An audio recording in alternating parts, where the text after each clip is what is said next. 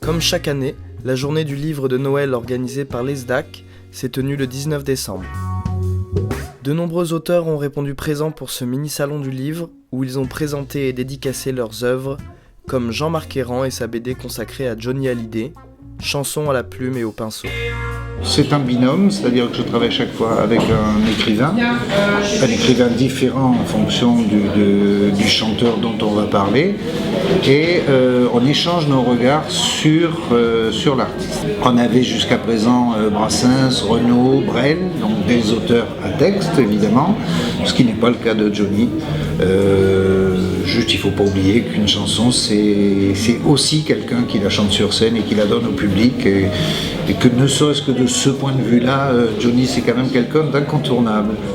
Je ne suis pas dans le portrait, je prends un personnage et j'essaye de le faire vivre, et donc de faire quelque chose qui est dans ma main, moi, et qui m'appartient un petit peu.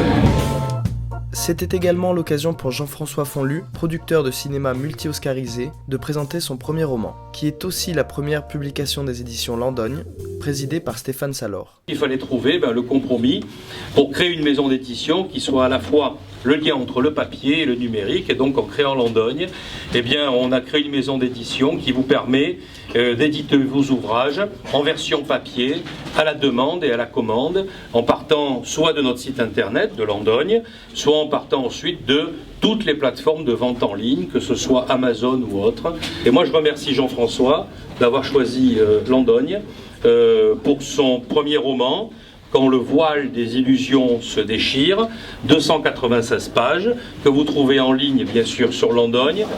En fait, c'est l'histoire de cette jeune fille, effectivement, qui a perdu ses parents, qui est amoureuse d'un jeune homme, et qui, un soir, pendant le festival de Cannes, doit aller rejoindre son grand-père malade.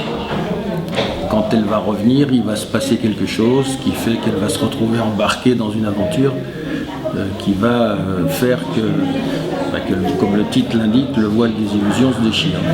C'est une histoire de la vie, tout simplement. Une civilisation, elle laisse des traces, finalement moins par ses monuments que par ce qui est écrit sur les monuments. Et l'écriture, c'est quelque chose qui nous aide à comprendre et à nous guider. C'est le lien du temps, finalement. C'est ce qui nous relie d'une société, d'une époque à l'autre. Et puis aujourd'hui, c'est ce qui nous relie entre nous.